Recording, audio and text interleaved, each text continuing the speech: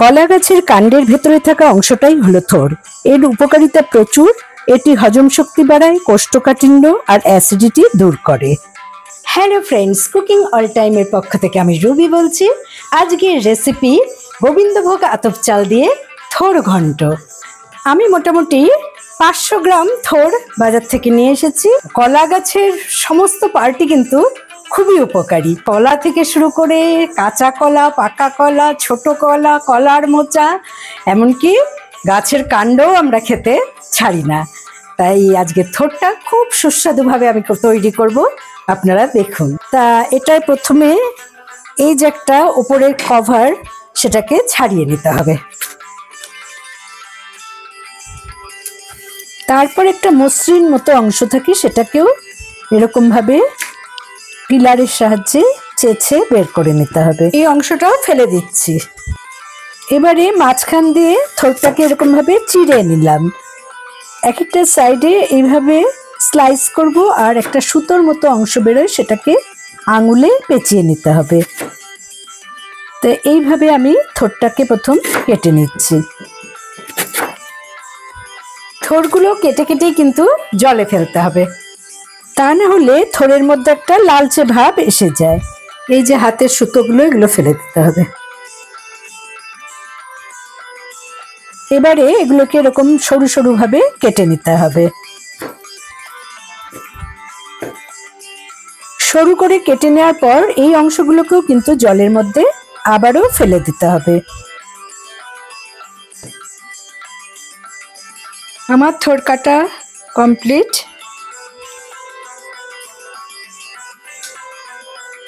এক টিস্পুন লবণ দিয়ে দিলাম, আর 1 টিস্পুন হলুদ দিয়ে দিলাম। 15 মিনিট আমি নুন হলুদ জলে এটাকে ভিজিয়ে রাখবো। নিলাম একটা বড় সাইজের আলু, খোসা ছাড়ানো হয়ে গেছে। এবার এটাকে ছোট ছোট পিস করে নেব।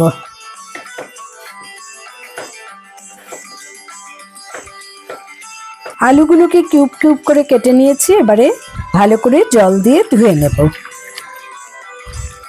আগেই বলেছি গোবিন্দভোগ আতপ চাল দিয়ে থোড় ঘন্ট, তাই আমি ফরচুনের গোবিন্দভোগ আতপ চাল নিয়ে নিলাম 100 গ্রাম। জল দিয়ে কিছুক্ষণ ভিজিয়ে রাখতে হবে। আমি 10 মিনিটের মতো ভিজিয়ে রাখছি। 15 মিনিট আমি নুন হলুদ জলে এই থোড়টা ভিজিয়ে রেখেছিলাম। এবার আমি প্রেসার কুকারে একটা সিটি দিয়ে নেব।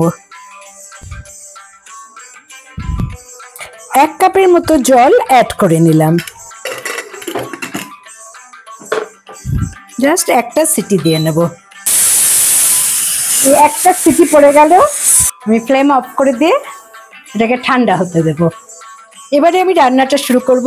বসিয়ে দিলাম একটা কড়া। আমি সানফ্লাওয়ারে রান্নাটা করছি, আপনারা চাইলে সর্ষের তেলেও করতে পারেন। দিলাম এখানে 3 টেবিল স্পুন সানফ্লাওয়ার। তেল মোটামুটি গরম হয়ে গেছে। আমি আগে আলুগুলোকে ভেজে নেব।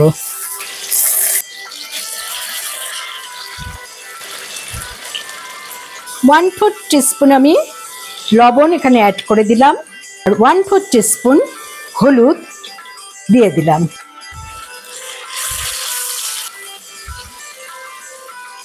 আলুটাকে সোনালি করে ভেজে নেব। ভাজা আলুগুলোকে একটা পাত্রে তুলে নিচ্ছি।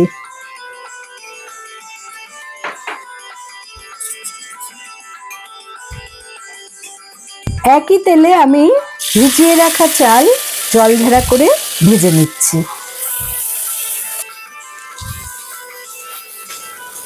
গোবিন্দভোগ আতপ চালের খুব সুন্দর একটা গন্ধ বেরোচ্ছে, এবং চালটাও ভালো করে ভাজা হয়ে গেছে।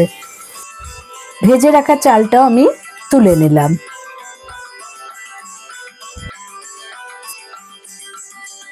একটা মাঝারি সাইজ টমেটো নিয়েছি,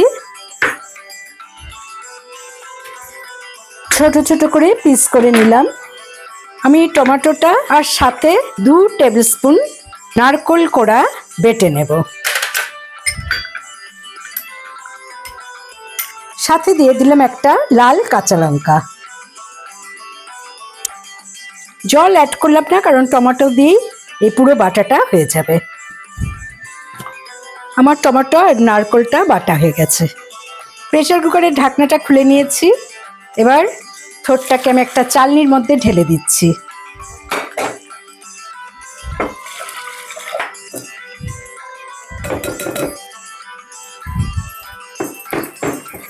হাতের সাহায্যে এটা করে নেওয়া যায়, তবে একদম ঠান্ডা করে নিতে হবে। এটা ঠান্ডাই হয়ে গেছে। হাতের সাহায্যে জলটাকে নিংড়ে ফেলে আমি একটা আলাদা পাত্রে নিয়ে নিচ্ছি।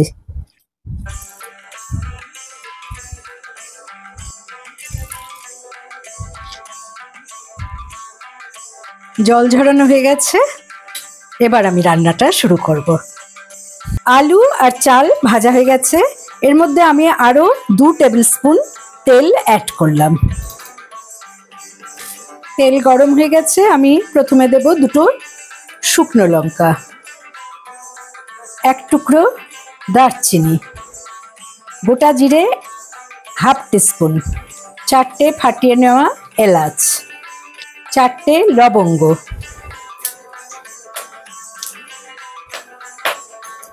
2টো তেজপাতা। সুন্দর একটা গন্ধ বেরোচ্ছে। আমি 1 টেবিল স্পুন আদা বাটা দিয়ে দিলাম।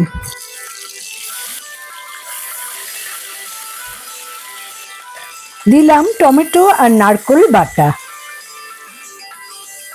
যতক্ষণ না আদা আর টমেটোর কাঁচা গন্ধটা না যাবে ততক্ষণ আমি এটাকে কষিয়ে নেব।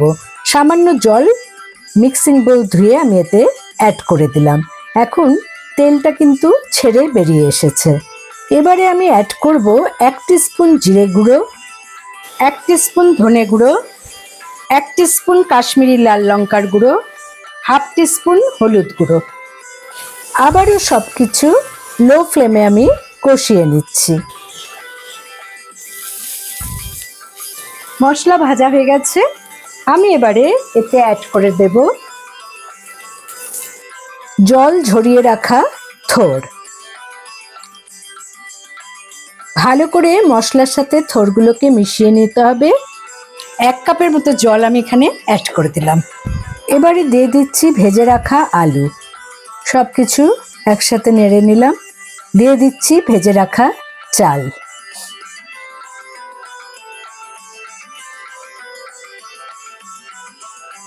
দিলাম স্বাদ মতো লবণ আর 1 টেবিল স্পুন চিনি। পোলাও স্টাইলের থোড় ঘন্টে একটু মিষ্টি মিষ্টি হলেই ভালো লাগবে। দিলাম 6-7টা চিড়ে রাখা কাঁচা লঙ্কা। ঢাকা দিয়ে 5 মিনিট মিডিয়াম ফ্লেমে রেখে দিলাম। 5 মিনিট হয়ে গেছে। আমি এবার চেক করে নেব যে আলুটা সেদ্ধ হয়েছে কিনা। খুবই ভালো সেদ্ধ হয়েছে। আমি কটা আলু ভেঙে এর মধ্যে মিশিয়ে দিলাম। নিরামিষ রান্নার শেষে একটু ঘি গরম মশলা না হলে ঠিক জমে না, তা আমি এতে দিয়ে দিচ্ছি 1/2 টিস্পুন গরম মশলা, 1 টিস্পুন ঘি। সবকিছু আর একবার ভালো করে মিশিয়ে নিচ্ছি। দিলাম কিছু কিশমিশ।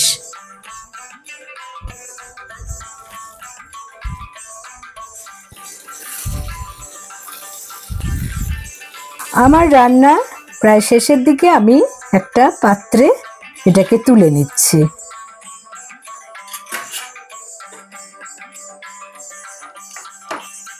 সামান্য নারকেল কোড়া দিয়ে আমি গার্নিশিং করে নিলাম। সামান্য একটা থোড় কত সুন্দরভাবে রান্না করা যায় দেখুন।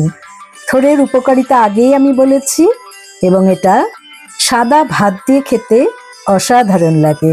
আমি একটু টেস্ট করে নিচ্ছি। আশা করি বন্ধুরা আজকের রেসিপি ভালো লেগেছে। ভালো লাগলে অবশ্যই আমার চ্যানেলে লাইক করবেন, কমেন্ট করবেন এবং শেয়ার করবেন। নতুন বন্ধুদের সাবস্ক্রাইব করার অনুরোধ রইল। পাশে বেল বোতামে অবশ্যই ক্লিক করতে ভুলবেন না। Thanks for watching.